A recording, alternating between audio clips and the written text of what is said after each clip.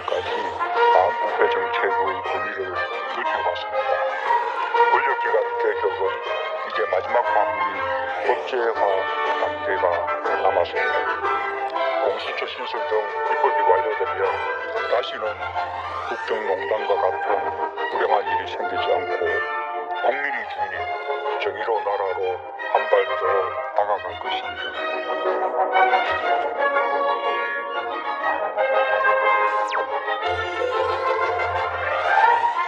불공정에 대한 국민적 개혁 요구가 그 어느 때보다도 큰 상황 속에서 정부가 공정사회를 향한 정책 추진에 박차를 가하고 있습니다. 문재인 정부 2년 반 검찰개혁과 공정정책 추진 과제를 살펴봅니다. 서울 스튜디오 연결합니다. 명민준 앵커 나와주시죠. 네, 서울 나와 있습니다. 관련 내용 짚어보도록 하겠습니다. 오늘 김인회 인하대학교 법학전문대학원 교수 나와 계십니다. 어서 오세요. 네, 안녕하십니까. 자, 사회 전 분야에 걸친 이제 불공정, 이것을 개선하기 위해서 문재인 정부가 약속을 했고 계속해서 실행을 해가고 있는 그런 상황입니다.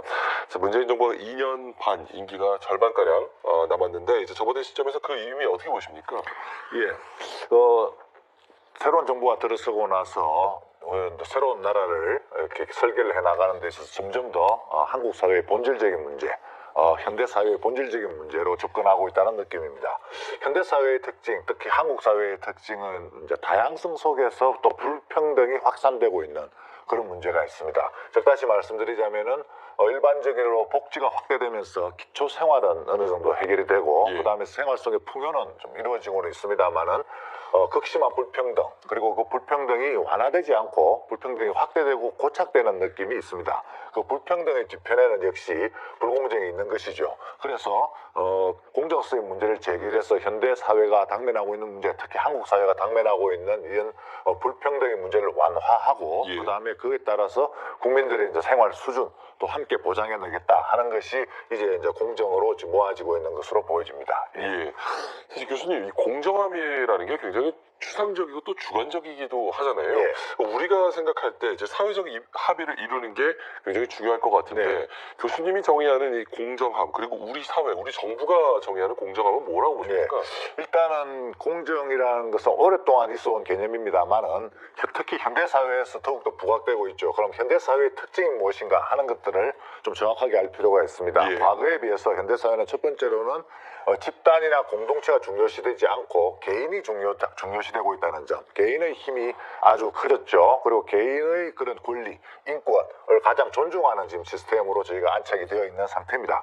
그다음 두 번째로는 물질적으로는 이제 과잉 생산으로 인해서 실제로 많은 이제 그런 어려움, 그 기초 생활에 대한 어려움은 이제 극복한 상태. 그걸 넘어서서 뭐 먹는 거라든가 입는 거라든가 이런 것들이 이제 과잉 생산되어서 지금 그걸 어떻게 처리할 것이냐 하는 문제가 지금 또 하나 이제 두 번째 특징이 되겠습니다. 세 번째 특징은 그 과정에서 개인 간의 격차가 벌어지고 그 따라서 세계적으로 초격차 사회 또는 불평등 사회라는 지적들이 나오고 있는 실정입니다. 즉 다시 말씀드리자면 세 가지 문제, 개인이 중요해지고 그 다음에 또 과잉 생산이 일어나고 또 불평등이 일어나고 있는 이런 것들은 결국에는 우리 사회에서 지금 다양성 속에서 불평등을 어떻게 완화할 것이냐, 다양성을 인정을 해야 하는 그런 과제와 다양성을 인정하면은 또 불평등이 발생할 수밖에 없는데 또 불평등을 또 완화해야 되는 문제가 생겨나는 것이죠.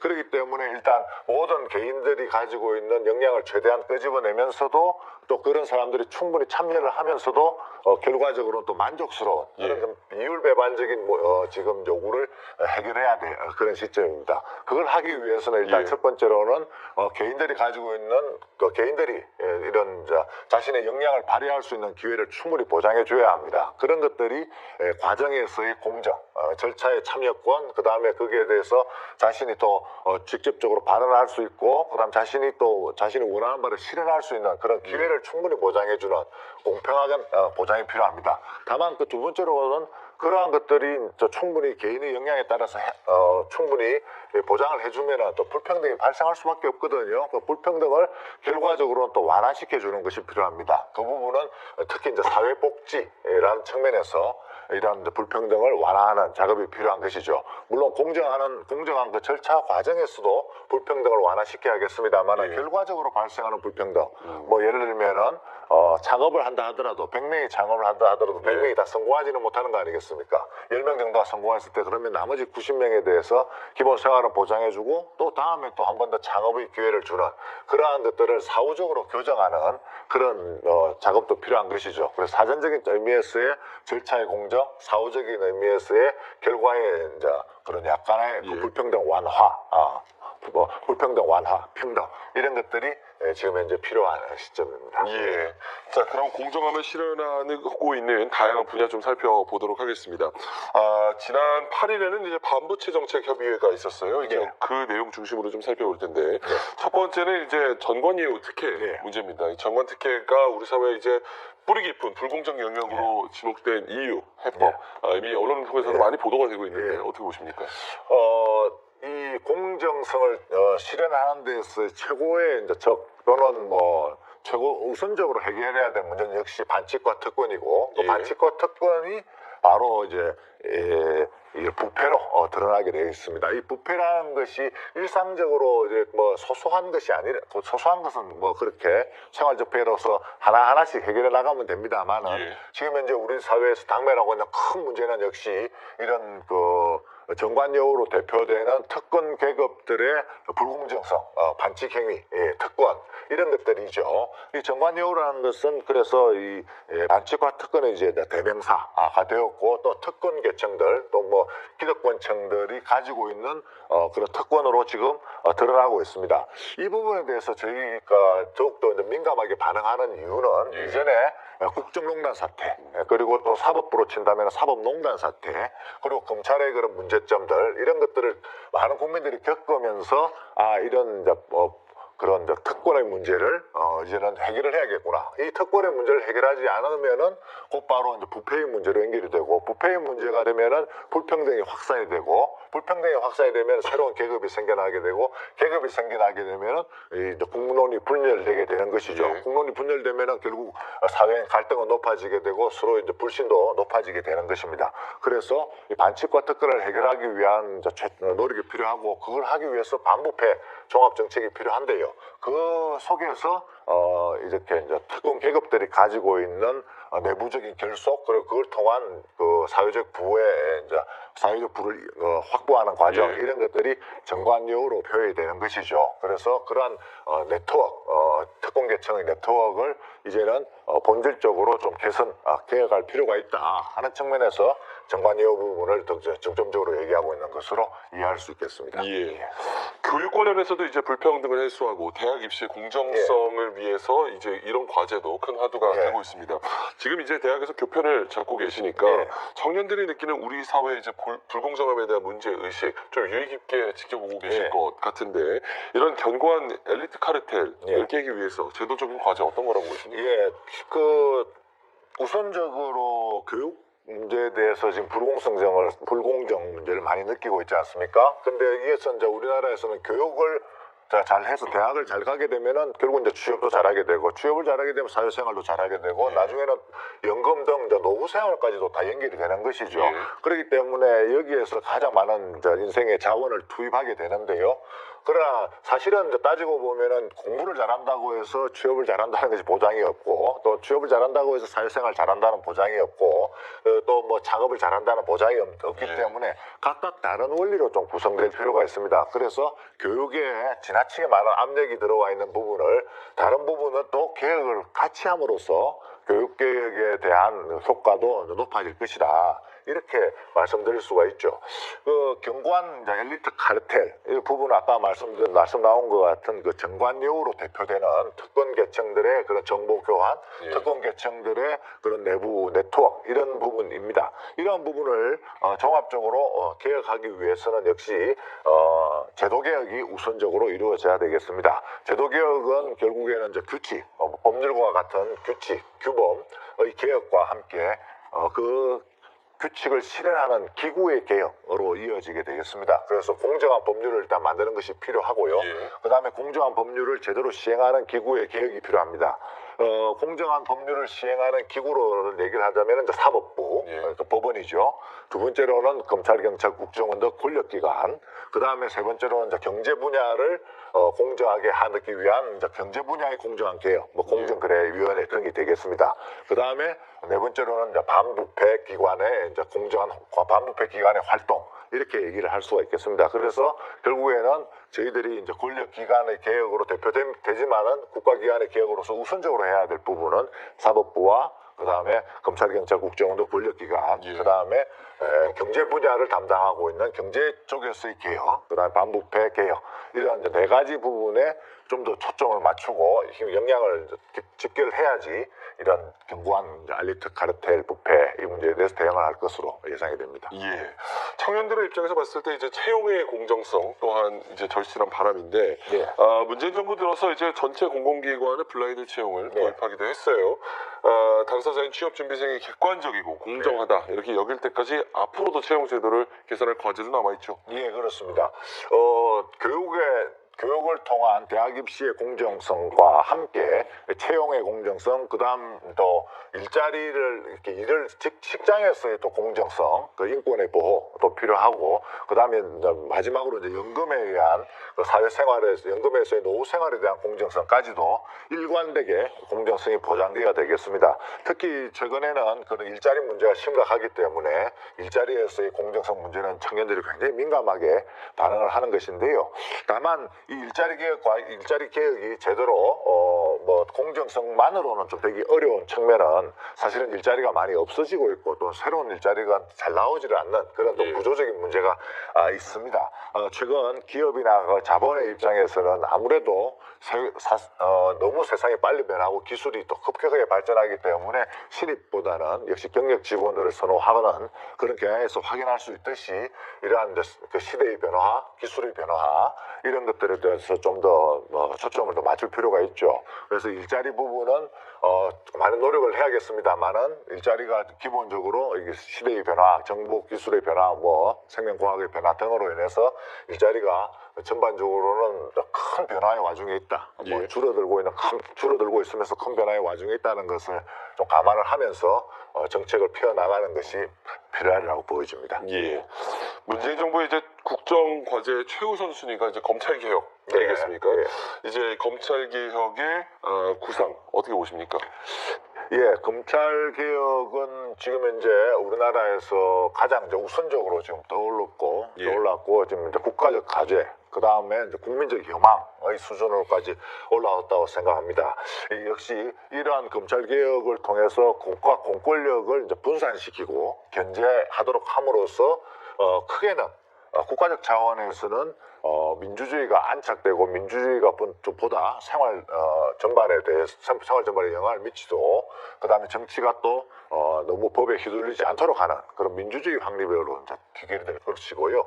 개인의 측면에서는 역시 그 개인의 자유와 인권을 보장하는 쪽으로 될 것으로 보여집니다. 이러한 그 권력기관의 개혁, 검찰로 대표되는 검찰, 경찰, 국정원 이 권력기관의 개혁을 통해서 민주주의를 좀 더 발전시키고 예. 그다음 개인의 자유와 인권을 보장하기 위해서 지금 반드시 넘어야 될 과제로 지금 이제 떠올랐다 이렇게 말씀드릴 수가 있겠죠. 예.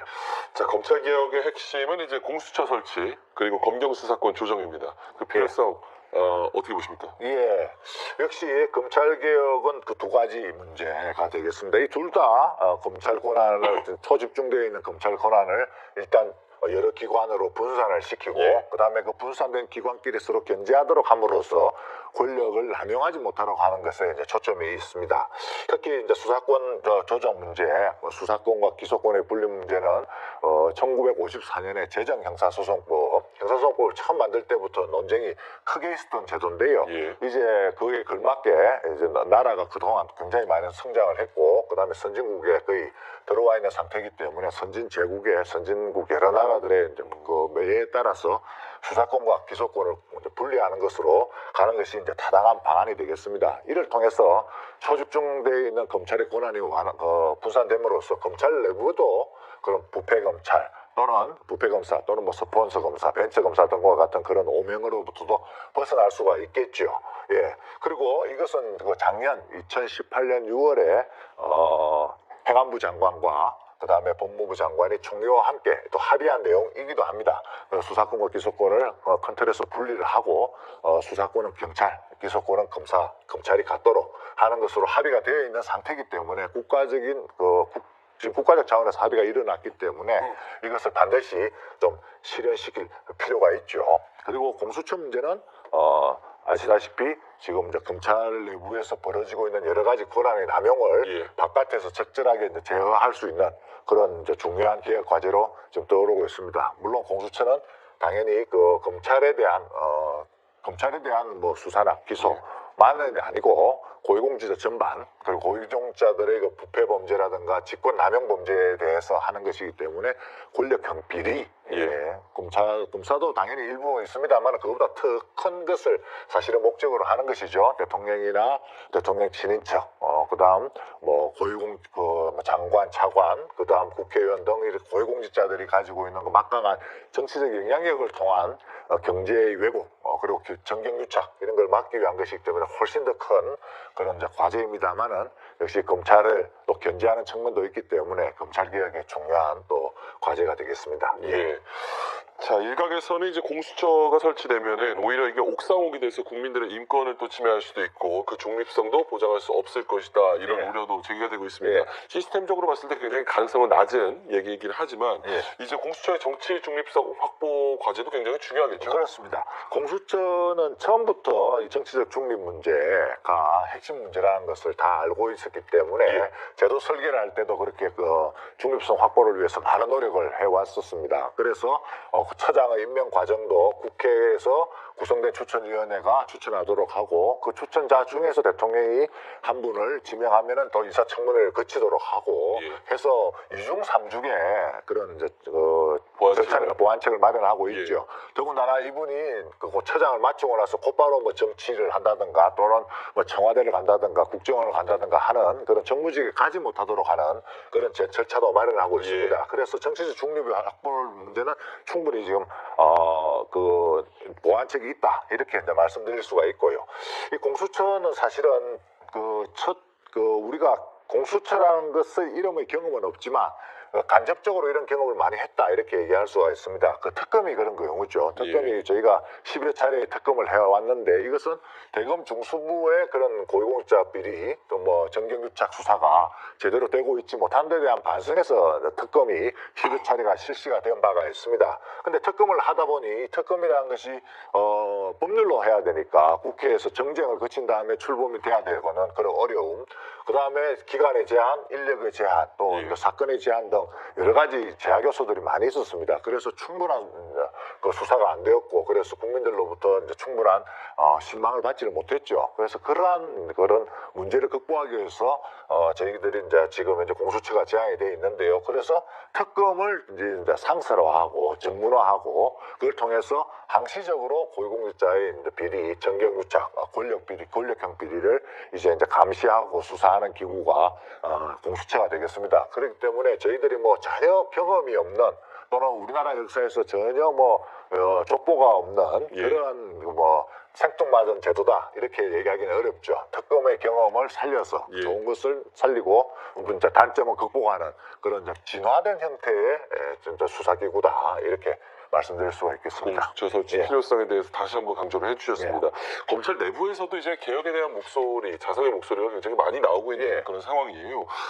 이제 개혁을 요구하는 검사들의 지원도 내부적으로 좀 필수적인 부분일 텐데 과제 좀 짚어주시죠.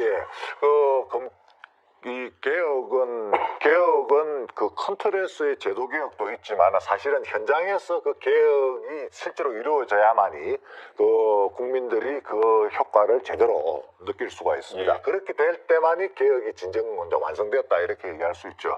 그렇기 때문에 실무나 현장에서 실제로 수사를 하고 또는 이제 검찰 그 업무를 하시는 검사들의 개혁 그리고 또 뭐 경찰 같은 경우는 현장에서 일하는 경찰들의 그런 이제 업무 관행의 개혁, 뭐 수사의 개혁 이런 것들은 필수적입니다. 그런데 이런 것들을 하려면은 역시 현장에서 일하시는 분들의 이제 정당한 참여가 필요하죠. 그분들의 목소리를 정당하게 반영해야 되고 또 그분들이 정당하게 자기 몫을 할 때 현장과 실무에서의 개혁이 이루어지면서 실제로 개혁이 완성이 된다 이렇게 얘기할 수가 있습니다. 그렇기 때문에 이번 개혁은 큰 틀에서의 제도 개혁은 국회에서 하는 것이지만 현장과 실무에서의 개혁은 역시 검찰과 함께하는 개혁, 경찰과 함께하는 개혁, 뭐 국정원과 함께하는 개혁이 되어서 구체적인 변화를 개혁의 구체적인 성과를 국민들이 체감할 수 있도록 하는 것이 필요하다 이렇게 보여집니다. 예.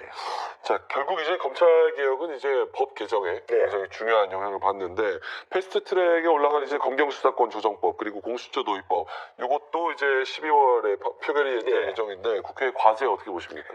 예, 국회가 지금 뭐 상당히 예측 불가능한 그리고 뭐 정치 평론가들도 잘 예상을 하지 못하는 상태에 있습니다. 저도 당연히 예상을 못하죠. 모든 국민들이 지금 예측 불가능성에 빠져 있는데요.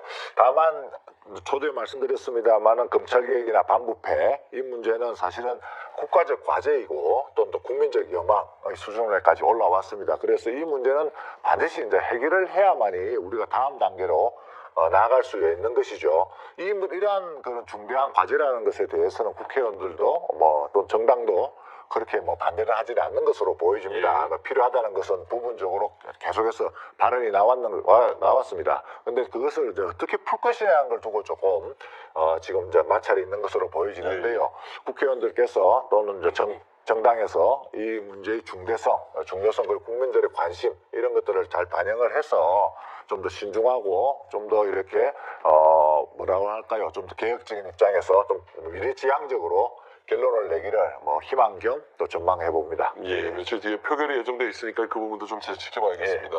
자, 마지막으로 우리 사회가 나아가야 될 방향 어떤 거라고 보시는지 또 궁극적으로 정부는 어떻게 접근을 해야 될지 이 부분도 좀 말씀 좀 부탁드립니다. 너무 큰 질문인데요. 우리가 좀 선진국이 되고 좀 좋은 사회가 되면은 이런 거 아니겠습니까? 착하고 친절한 사람들이 좀 안전하게 사는 사회 이렇게 얘기를 할 수가 있겠죠. 그러면서 행복한 이제 사회가 될 텐데요. 그러려면 아무래도 모든 질서가 좀 공정하게 구성이 돼야 되고 그래서 사람들이 무슨 자기가 하고 싶은 일을 적절하게 할 수 있고 그다음에 어떤 일을 벌어졌을 때에 의해서 자기가 가지고 있는 목만큼 또 발언도 할 수 있고 발언에 대해서 충분한 또 보상도 또는 행위에 대한 충분한 보상도 일어나야 한다 이렇게 얘기를 할 수가 있겠습니다. 그것이 이제 공정의 문제죠. 그리고 공정하게 또 일을 한다고 하더라도 결과에서 너무 불평등하면 곤란하기 때문에 복지를 강화해서 그런 결과의 불평등을 또 완화하는 그런 작업이 필요하다고 보여집니다. 그래서 공정성을 확보하는 그런 제도 개혁과 기구 개혁 이것들이 필요하고 그 다음에 복지를 강화해서 불평등을 또 완화하는 작업도 필요하고 그 다음에 우리 사회가 좀 더 높은 그 수준의 사회로 가기 위해서 상호 신뢰와 또 윤리를 확보하는 문제도 게을리할 수 없다 이렇게 생각이 듭니다. 투명하고 공정하고 좀 정의로운 사회가 되기를 기대하면서 오늘 여기서 마무리하겠습니다. 지금까지 김인회 인하대학교 법학전문대학원 교수와 자세한 이야기 나눠봤습니다. 오늘 말씀 고맙습니다. 감사합니다.